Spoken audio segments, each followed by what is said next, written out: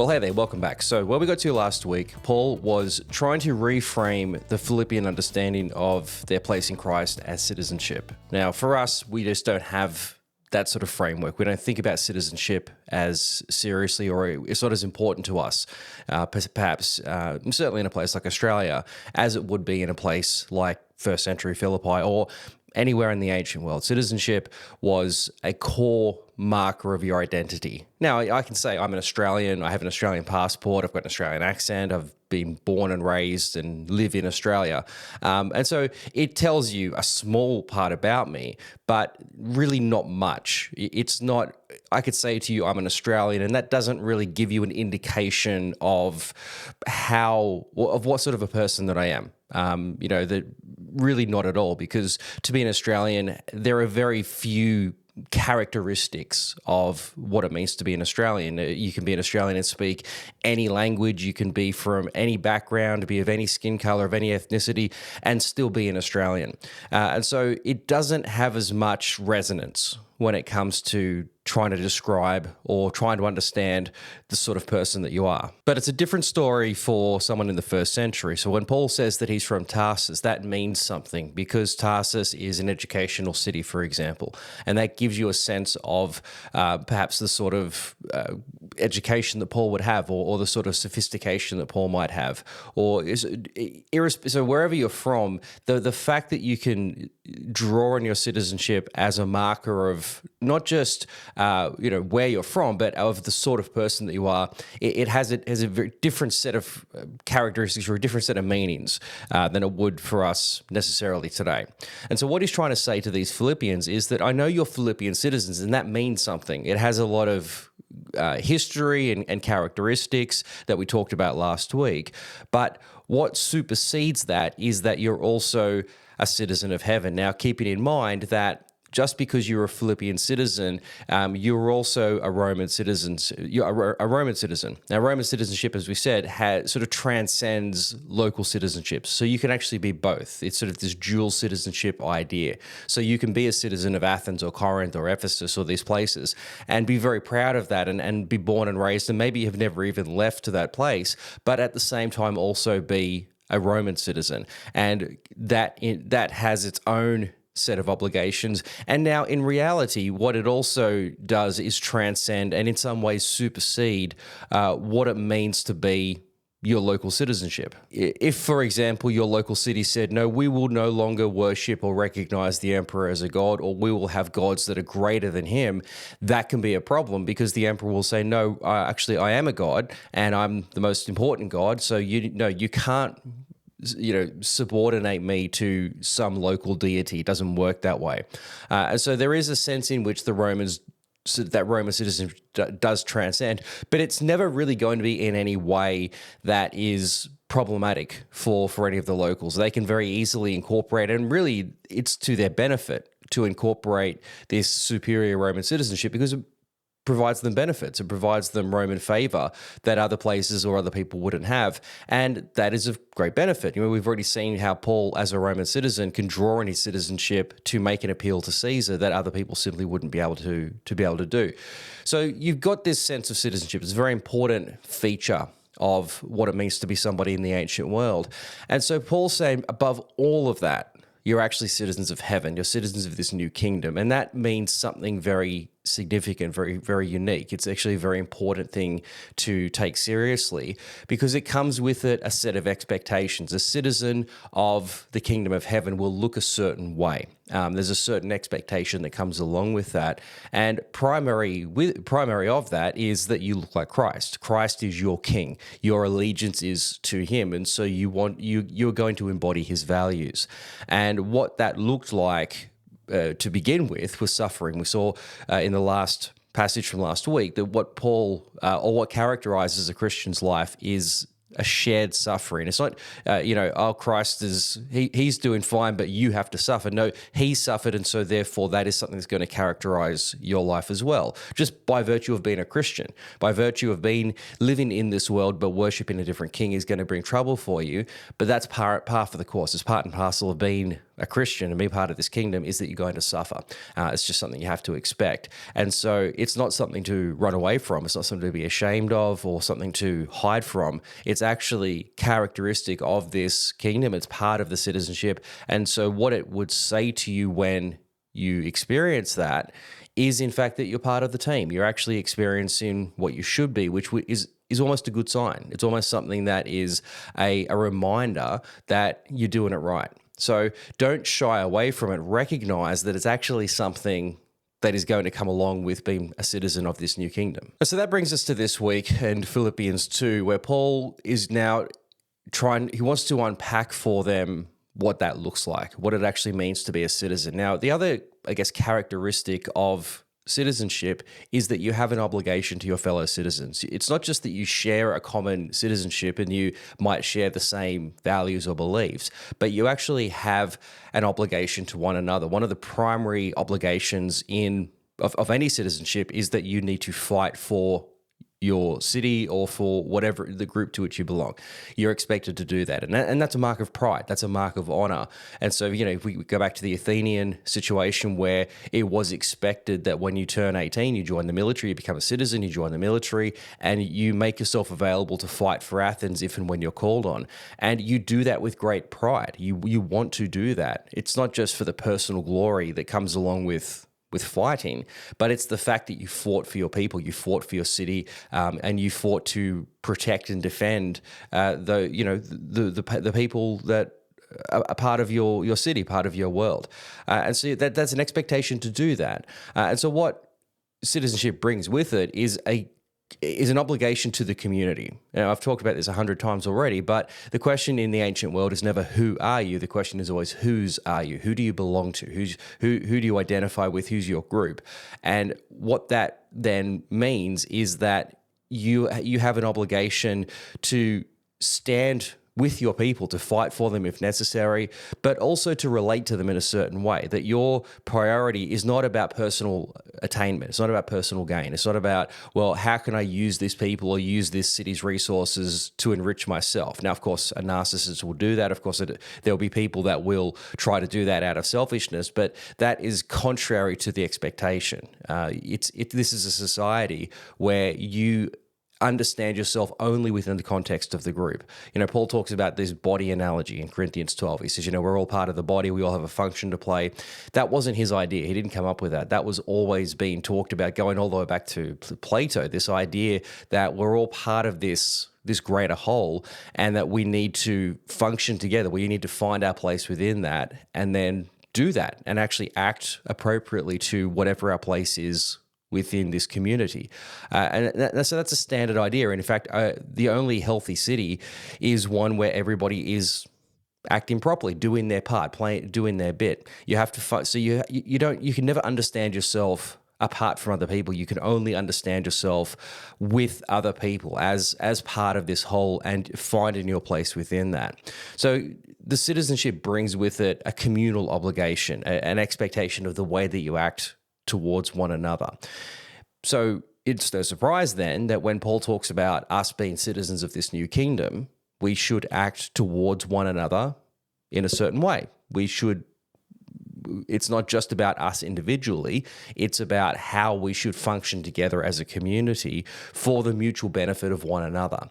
So what does that look like then? Well, it looks like Christ. It's the same as Christ. What it looks like, in the same way that if we suffer, it's because we're in Christ, the way that we serve one another, the way that we live with one another and we interact with one another should be the same way as Christ. How did he do it? How did he live amongst his own people? And how did he, work with his disciples and build relationships with those guys? And then ultimately, how does that extend out to us? How does he engage with us? How has he demonstrated to us what it looks like to be in relationship with one another within this community? Well, that's what we should be doing as well. So he becomes our example. So, he is the proto-citizen. Christ is as the inaugurator of this new kingdom, of which we're a citizen. He is the proto-citizen. He is the one that sets the standard that we all have to live by. what that looks like. And so if we want to know what it looks like, we've got to look to him. How did he do? What was he like on earth? And what is he requiring from us still? That's what it means for us today. That's what citizenship actually means. So that's what Paul is about to move towards. He's established the fact that they're citizens, and now he wants to unpack for them what that means. What does that actually look like in reality with one another? If we could build a city and just fill it with Christians, how would it look? How would the people relate to one another? And so what Paul is about to do is to establish that. But in order to properly appreciate how radical this new community is and really how radical it was by the standards of that time, again, like all of this that we talk about, it's important to understand the context, understand the culture that he's working within to really show us how different Paul was and how different this community actually was. I might have said this before, and I've done enough of these episodes now to start repeating myself a little bit, but one of my doctoral supervisors many years ago, he said to me, the best way to understand Paul, the best way to understand who he was and what he did, how he works, he said, go and study the first century world, go and study that Greek-Roman world, and really just get a feel for what type of world it was, how the people interacted, what was going on, what was that world like. Go and understand that, and then go and ask the question, how is Paul different? And it's such an important point. It's such an important way to approach it because Paul is so radical on so many of these points, and we miss it. We just don't get it in our worlds because we just don't live in that world. We don't think in that way. But when we understand that, when we realize what it was that these what was default for these guys, when we see what Paul's requiring of them, it really is the only word you can use to describe it is that it's nothing short of radical. All right, so one of the core characteristics of the first century world, and particularly a world that is a Roman world. This is true in all societies in the ancient world, but the Romans are especially. This is especially true for Roman culture. Roman culture is a very militaristic culture. It is almost purely a militaristic culture. And Romans, maybe more than everybody else, at the core of their self-understanding is strength. It's about power, and really you fall into one of two categories. You're either powerful or you're not. You're powerful. You've got power, or you simply don't. And the chief example of this is slavery. When we think about slavery as a modern person now, our most recent point of reference would be, Europeans enslaving Africans and that sort of thing. And what it's always attached to is race. It's seen another person of a different race as being inferior by virtue of their biology, as seeing them as something other and something lesser. And so it's fine to enslave them because they're not us, they're less than us, and they're, in a sense, this is what they need to have happen to them. Of course, this is not my position, please don't cancel me, but this is the basic underlying framework that can justify that sort of behavior. Romans were very good at the enslaving thing. They were a world built on slavery, but the slaves came from all over the world. Slaves were those that the Romans had conquered. That was it. If you were conquered by Rome, then you're weak. And a weak person deserves to be enslaved or deserves to be subservient because you've proven your subservience by virtue of the fact that we enslaved you in the first place. And so because we're powerful, we have the right to enslave you. And so the sort of slaves that Romans had would be from everywhere. You would have Romans enslaving Greeks who, Greeks by virtue of their educational tradition and their philosophical and democratic traditions were far more sophisticated culturally, educationally, intellectually than any Romans were. And so Greeks were being enslaved by somebody, arguably dumber than them, but the Romans were more powerful than them. And so that's what justifies the slavery. And so it's not an issue to enslave somebody because they're weak. And so this is what happens when you're weak. You become somebody's servant. So that's how the core understanding of the Roman world. You just have to understand it in terms of power. If you start with that as a framework, you can really extend that out to understand everything about them, everything about the way that the Romans think, the way that they work. Think about crucifixion as the highest example of Roman domination. We are powerful over you, and one of the ways we remind you of that is by crucifying you. If you defy us, if you commit treason or insurrection, we're going to crucify you to remind everybody else that we are the ones who have the power to do this and therefore have the power over you. So power is absolutely essential. It's central to the whole understanding of this Roman world. And so in a world where power is the goal, then you can never have enough power. You've always trying to get more. And with, the way that power is attained is obviously through material resources. And so this is still the case today, isn't it? If you've got material resources, if you're a wealthy person, you have power. If you're somebody who doesn't have wealth, you don't have power. It's as simple as that. You have the means that empowers you to be powerful.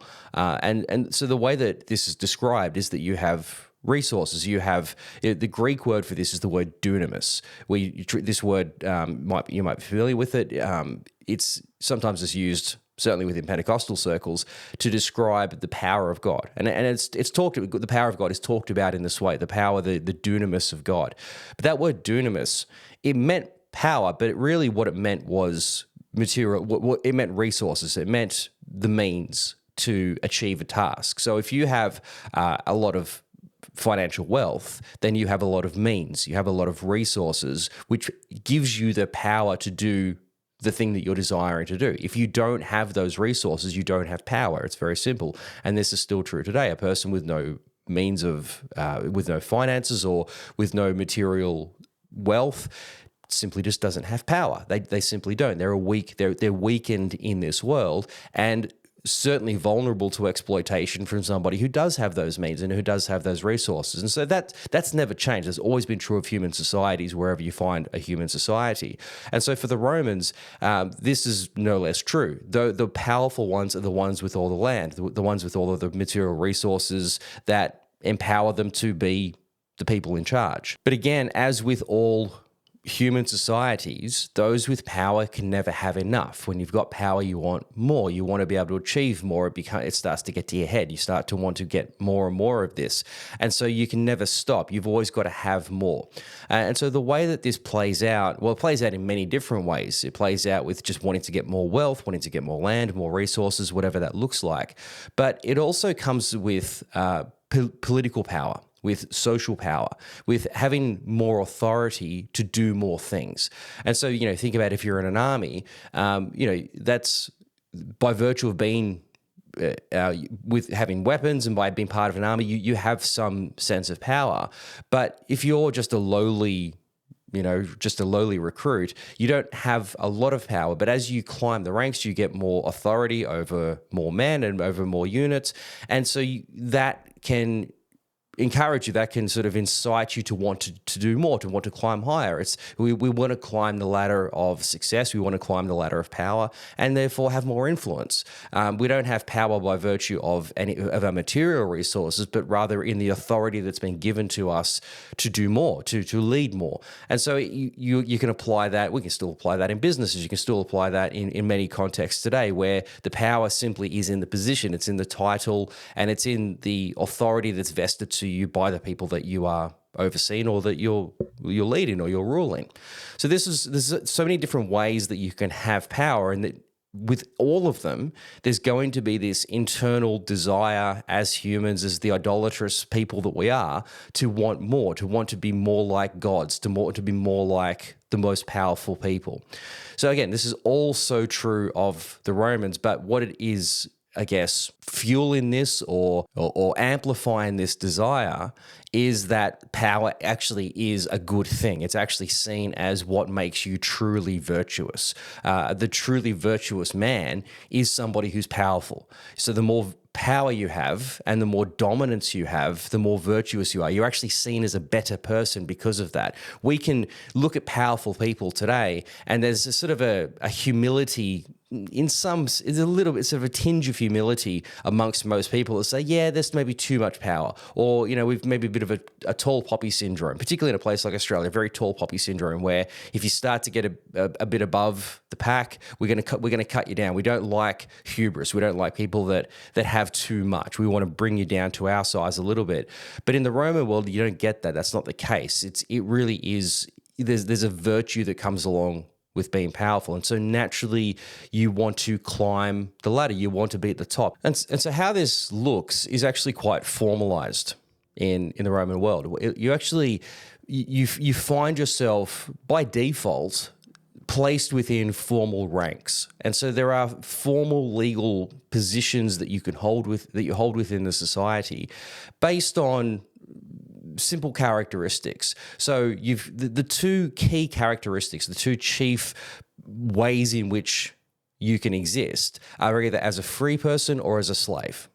Those are the binary categories. And so we've got to, again, think of a world that has the category of slave to begin with, but these are the binary categories. You're either a free person or you're a slave. And so if you are a slave, by virtue of your slavery, you are weak. You are powerless. That is the point. You don't really register as a human. You're an enslaved person who has no rights, no authority, no power whatsoever. You are at the absolute mercy of your master. And there is absolutely nothing you can do about that, because if you do try to run away, free yourself, do anything that would try to bring about more power for yourself, you will be crucified. It's just that simple. And that is the way that the master reinforces to everybody else in the house, because you're dead, so you can't prove any point to you anymore, but to everybody else in the house, don't forget who's the boss here. You are my objects, you're my property, and if you defy me, I will put you on a cross. It's as simple as that. I am the one who has the power here.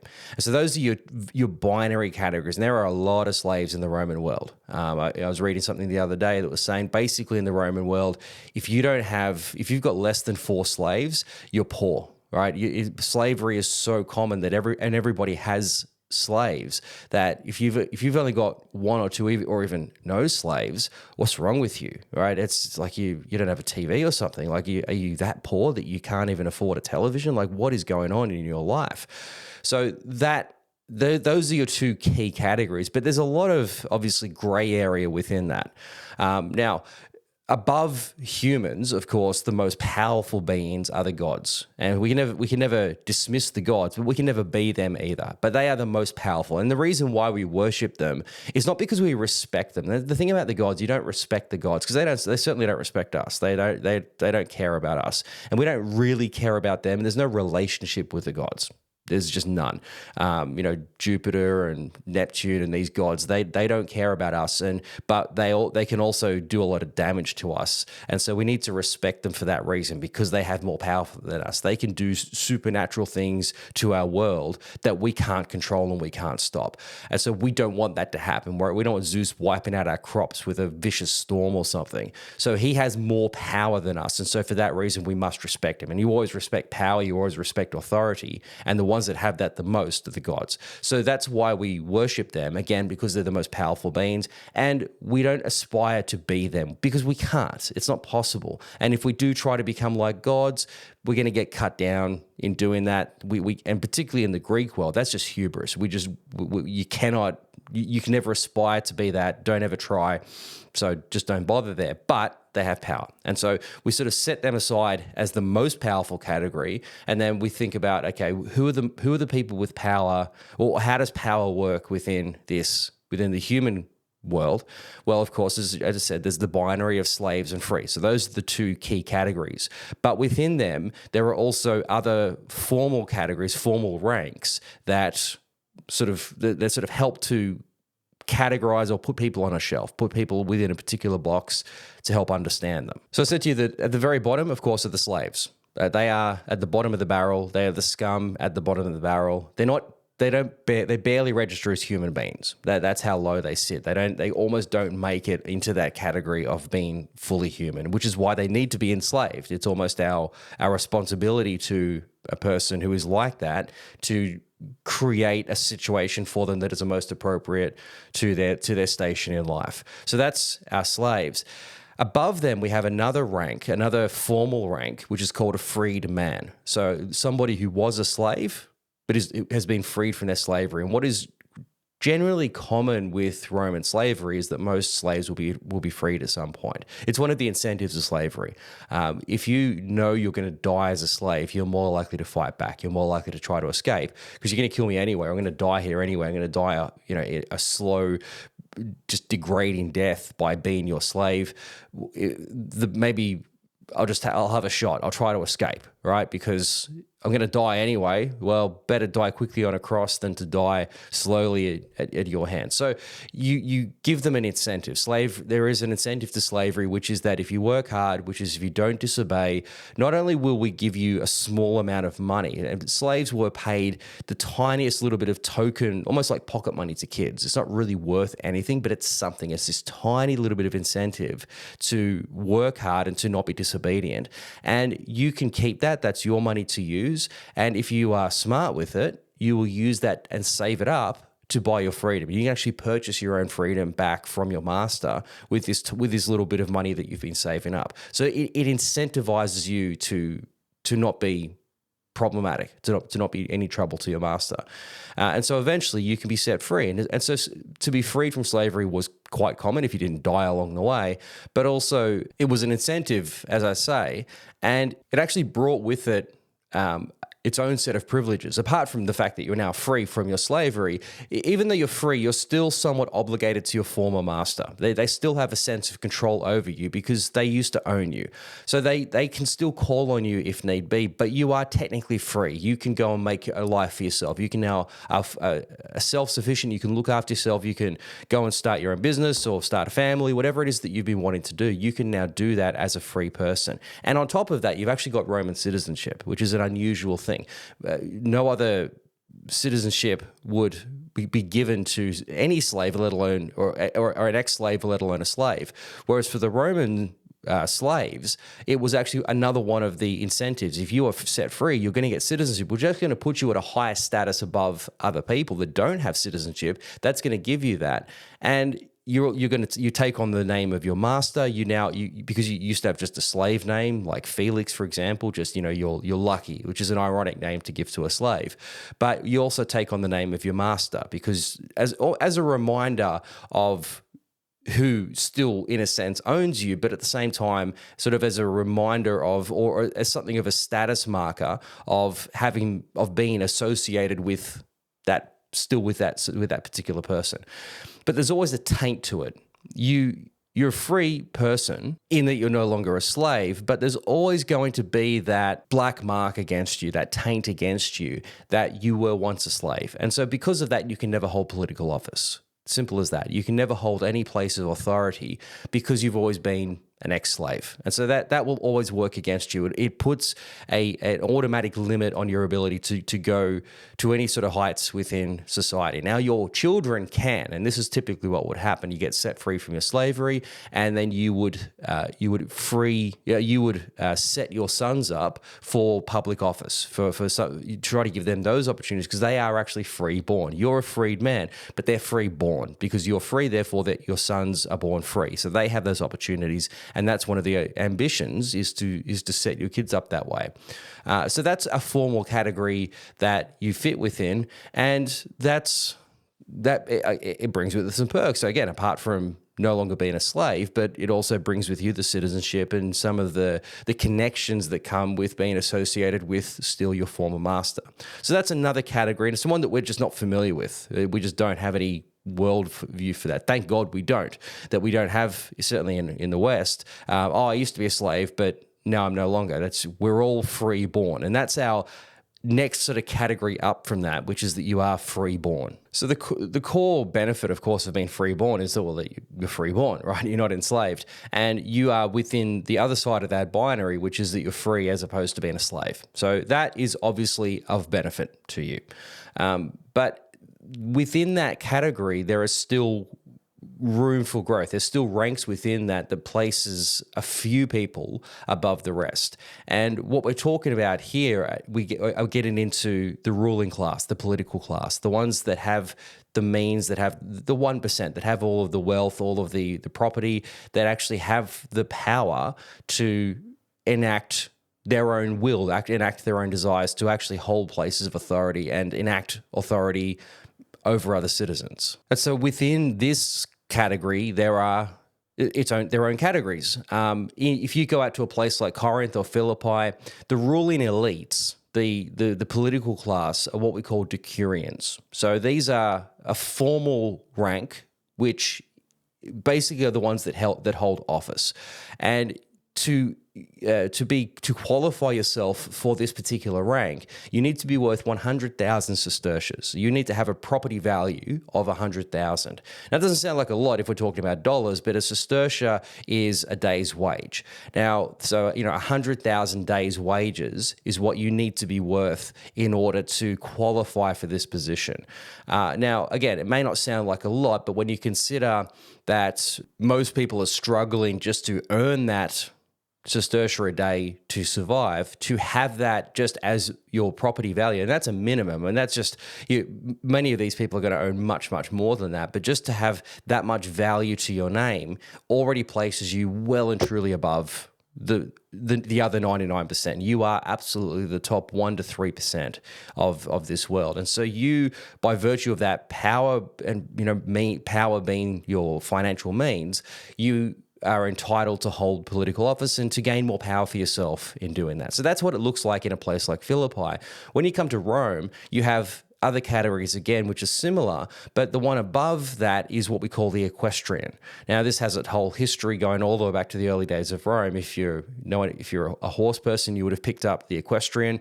What it used to mean militarily is that you owned a horse. So you were wealthy, you owned a battle horse, which places you in the cavalry, which places you above the typical foot soldier because you're a wealthy person that can afford a horse. So you're clearly, by virtue of that, a better person. So that title comes down as a formal category, but it has less to do with, well, it has nothing to do with a horse anymore as much as it has to do with a political class. And so the equestrians are the businessmen of this world. They don't hold public office because they're pursuing business interests. But to hold that formal category, you need to be worth 400,000 sesterces, which obviously is an exponential amount of money. And so 400,000 is what you need to be worth. And you can always pick an equestrian because they have a narrow purple stripe across their tunic or across their toga. And so you see those people walking down the street, you know straight away that that's an equestrian. And what they are, I said, is the business people. So they're worth the property value of 400,000. Usually they're worth much more than that, so that becomes a formal category. So that person by default of that purple stripe has authority over everybody else. Just they are a powerful person, and you know that because they're almost wearing the uniform of that authority.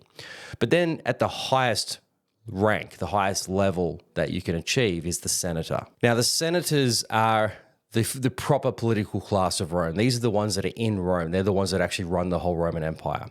So the senators, they wear a broad purple stripe. So again, you can pick them, and you generally know who these men are because they're the most famous, most wealthy, most powerful men in Rome, right? Everybody knows who these guys are.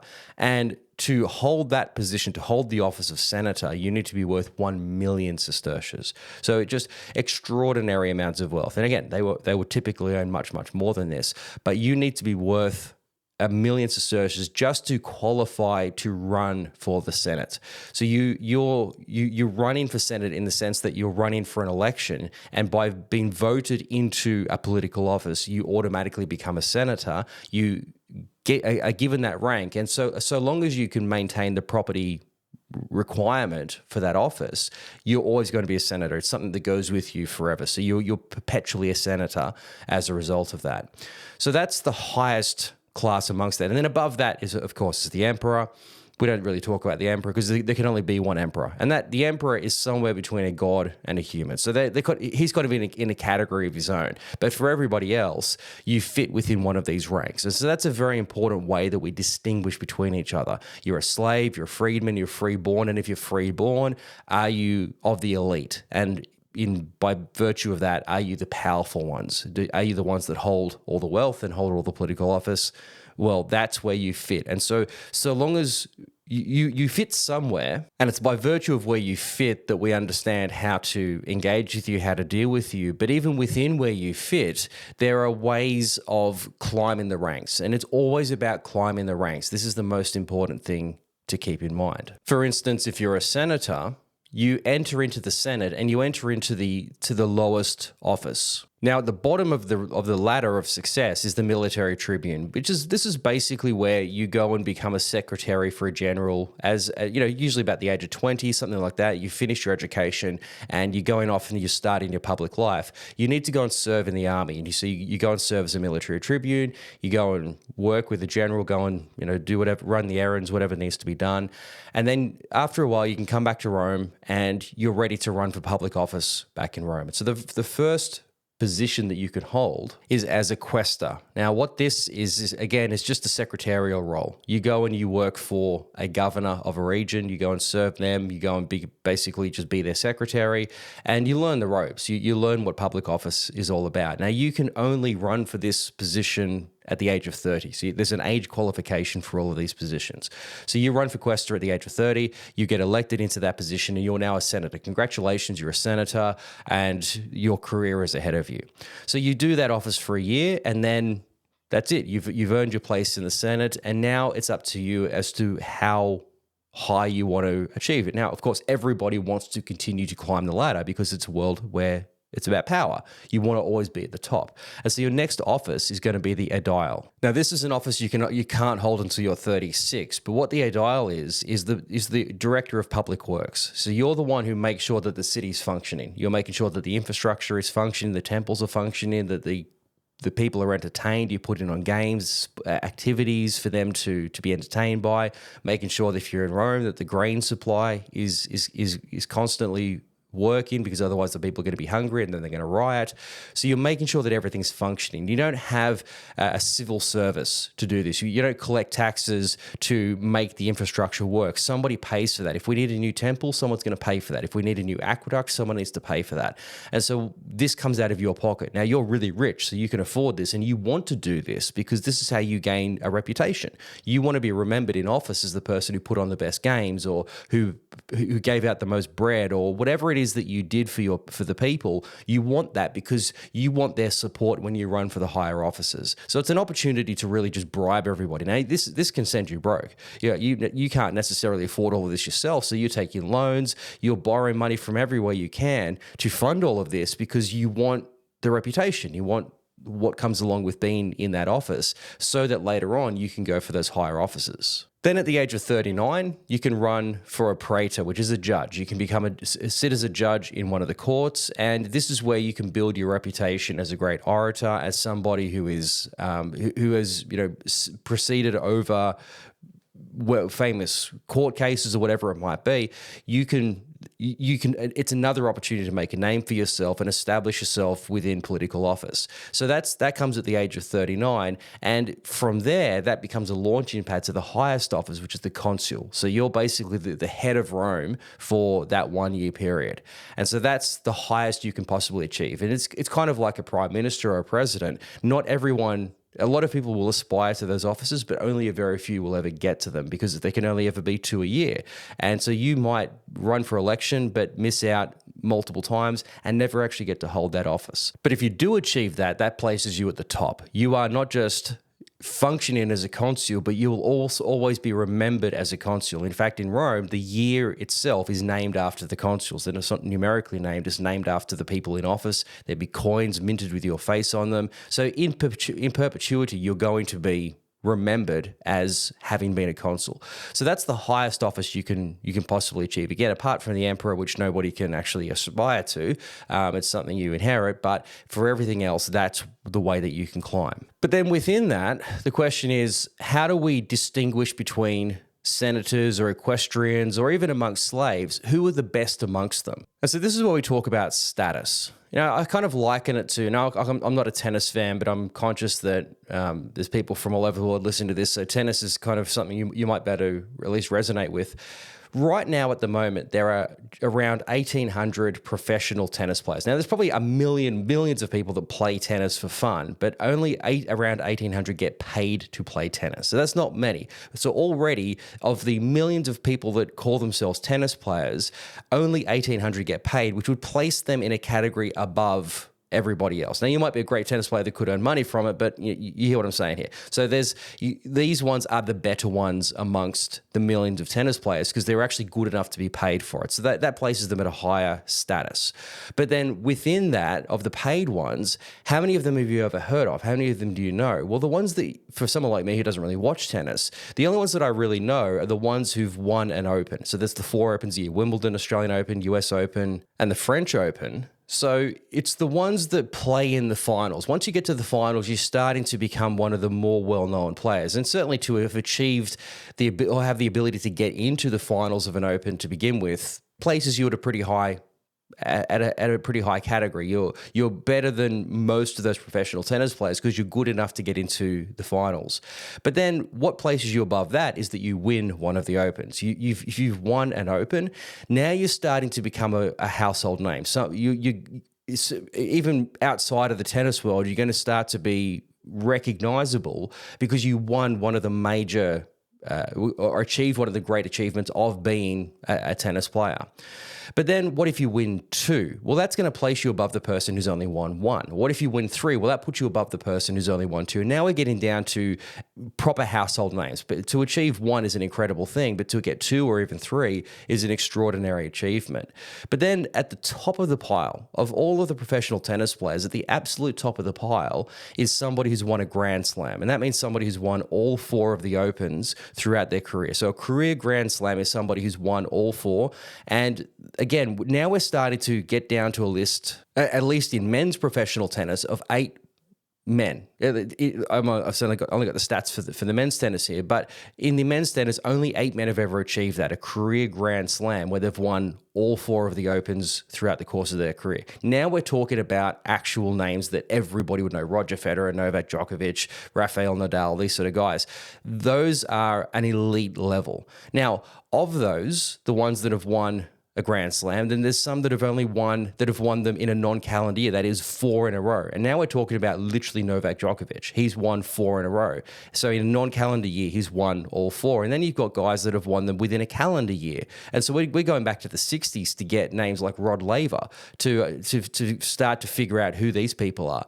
So even within professional tennis, there are still grades. There's still ways to climb to the top. Now, of course, there's the ranking system as well. You can be number 1 in tennis or number 2 or number 3 ranked very highly, but then how long do you hold that position? There's a lot of people who've been number 1, but who's held it for the longest? So there's always ways to distinguish yourself. There's always ways to set yourself apart as being better than everybody else. And this is true when we go back to the categories that we talked about a moment ago with all of these different formal ranks within the Roman world. So for example, you might be a slave. You could be a slave in a mine, which gives you a life expectancy of a couple of months. Or you could be a slave in the emperor's house, which actually gives you in some cases more authority than some of the senators. It gives you more power than some of the senators because he's going to trust you much more than he's going to be trusting the senators. So even amongst slaves, there are some that are better than others. There are slaves who are put over in responsibility over the rest of the slaves. They're the ones that are put in charge as the bosses of the rest of the slaves. And so even within slavery, there are still status. There's still, you can still be better than the rest. And this is true even as we go up through all of the categories. You can be a free-born person and be impoverished, absolutely impoverished, or you can be a free-born person who's a senator. So there's always ways to achieve higher status. Even so, we talked about the senators. Well, there were a lot of Roman senators, and most of them will died unknown.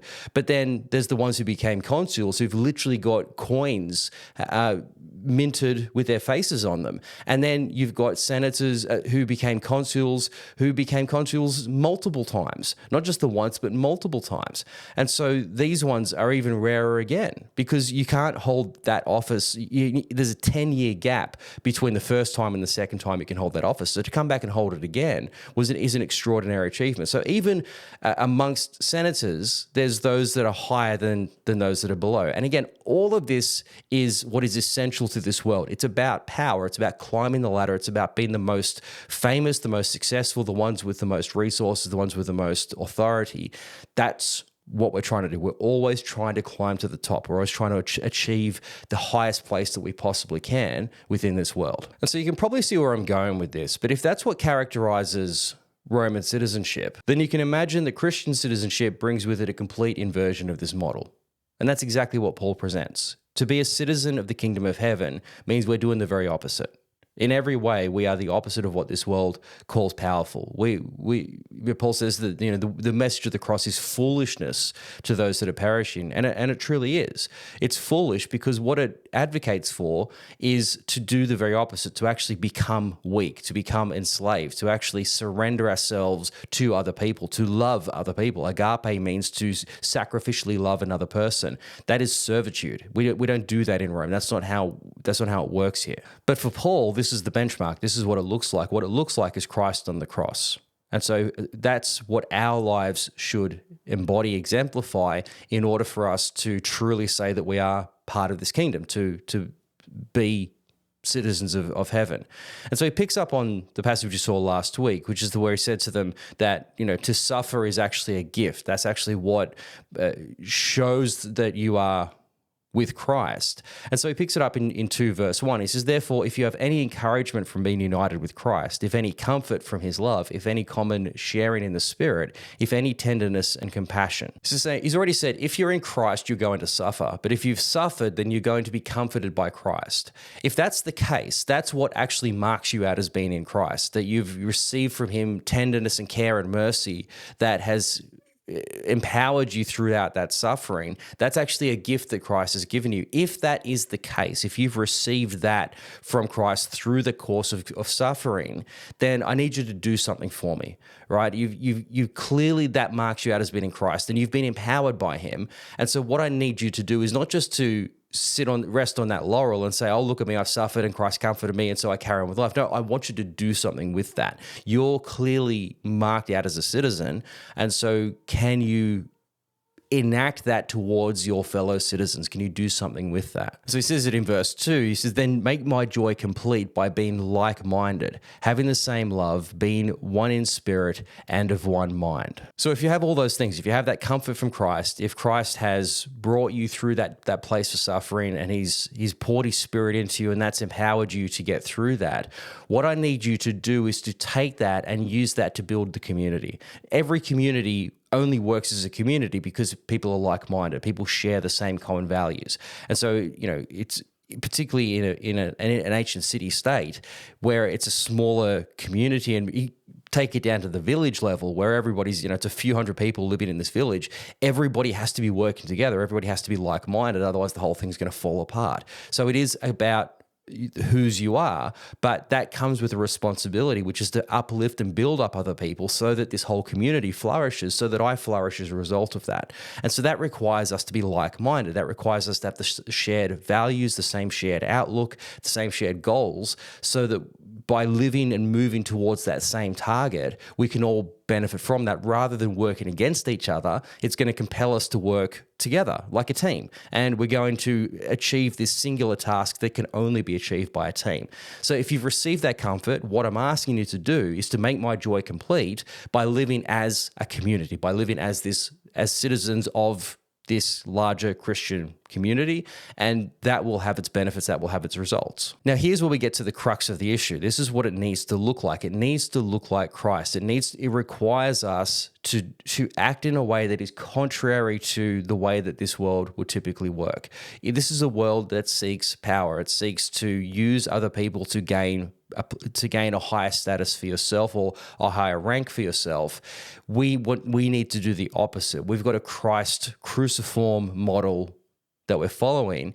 And so in order to be truly citizens of this world, of this Christian community, it's going to look different. So it says in verse 3, do nothing out of selfish ambition or vain conceit. Rather, in humility, value others above yourselves, not looking to your own interests, but each of you to the interests of the others. Probably the most radical idea that Christianity ever came up with was the idea that humility is a good thing. We think about humility today and we value it. We think about humility in our leaders and we kind of like that. We want a sense of humility with the people in charge of us because we just want them not to become too hubristic and narcissistic. We want some humility. We want a recognition that you can't do everything. You need people around you. You need help. And so a good leader who's humble will have a team, will realize their weaknesses, but also understand their strengths. And so all of that is a good thing. We value humility. It's something we like to sort of put as a virtue amongst the other virtues of just generally being a human, but certainly people within places of authority.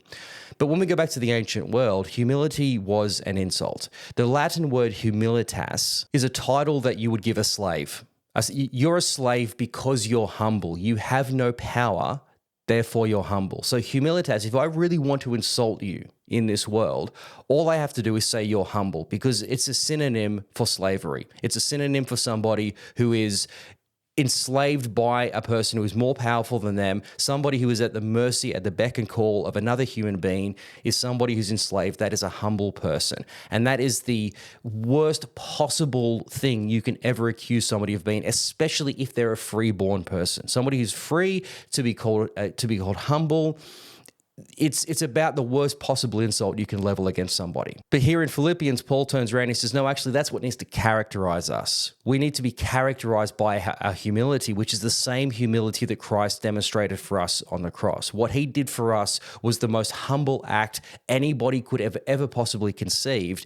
But he didn't just do that to die for our sins or to make a way for us to have a relationship with God. No, he did that to show us how we should do it. Now, that doesn't mean that we all need to be crucified. What it means is that we need to demonstrate the same humility that Christ demonstrated, and so therefore model the way that he lived his life. He lived his life as a humble servant. That's what we need to do as Christians. That's what actually characterizes being a Christian, being part of this kingdom of heaven that we're now part of, as opposed to being a citizen of Rome or a citizen of this ancient world, which places all its value on power and shuns humility being something that you categorize a slave as. And the way that you demonstrate this humility is that you put above your needs the needs of others. You place as a priority the people around you, not to be a doormat, but to recognize other people's needs and to see yourself as an agent of them, as an agent, as a means by which you can serve other people rather than serve yourself. So don't see other people as a means to an end, which is more power for yourself, more wealth or whatever it might be for yourself. See other people as an opportunity to be humble and to serve, to build them up so that they can become maybe even greater than you can. That's what humility looks like. It's serving other people in that way. And so Paul says if that's what Christ demonstrates for us on the cross, then at the same time, that's what we need to live out in our community. See members of our Christian communities as being somebody that we are called and obligated ultimately to serve. And so in very practical terms, he goes on and he says, in your relationships with one another, have the same mindset as Christ Jesus, who, being in very nature God, did not consider equality with God something to be used to his own advantage. So if you want to benchmark for what this looks like, it looks like Christ. And what that obviously looks like is that he was at the highest. I mean, if the gods are the highest in the Greek or the Roman worlds, then where does Yahweh sit? Yahweh is above all gods. He is the only God. And all these other gods are false gods. He is the one true God. Christ was him. Christ is him. And so he was God, is God, but didn't see that place as anything of or something to use to his own advantage, but rather, as he goes on to say, he laid all of that down. So he was at the highest place and didn't see that as something that he needed to desperately hold on to for his own ego, for his own self-aggrandizement. That's what he was, but he recognized that he needed to, at least for this point, step away from that. And so Paul goes on in verse 7, he says, rather he made himself nothing by taking the very nature of a servant, being made in human likeness. So in a world where you become something, the goal is to become something something. It's to become the most powerful. Christ, who was and is God, who had all of that power, all of that authority already, didn't see it as something he could use to his advantage, which is what an emperor or what a senator or somebody with power would do, use it to their advantage to gain more power. He could have done that, but he refused to do that. He didn't see it to his own advantage, but rather he emptied himself. He laid it all down. Now, what does it mean that he emptied himself? Did he stop being God? No, he didn't stop being God. What it means is that he gave himself fully to us.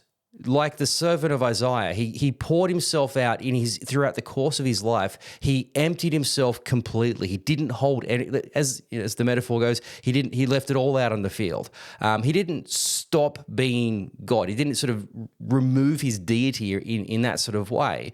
But in coming to serve us, nothing was held back. And so he set for us a benchmark. He said the most powerful person needs to take all of that power and use it fully to serve everybody else. You might be God, but that just means you've got more power to help more people. So whatever your power might be, it's not for your own glory. It's not for your own satisfaction or for your own aggrandizement. It's to be more effective in serving everybody else. So whatever resources you have, whatever power you have, what you need to do is empty that out, pour that out, use that for the service of others. So it's a measure for not just see other people as somebody to serve, but the extent to which you need to serve them. Everything has to be left out in the field. Nothing needs to be held back or can be held back in this act of service. So the way that you Philippians need to see each other isn't just as people that you need to serve and help, but to do it in the way that is the most extended to the nth degree of the way that you're going to serve one another. So verse 8, and being found in appearance as a man, he humbled himself by becoming obedient to death, even death on a cross. Now, the thing about crucifixion, as I said before, is that was a punishment reserved just for slaves. That was the way that slaves knew that if they did something wrong, they were going to get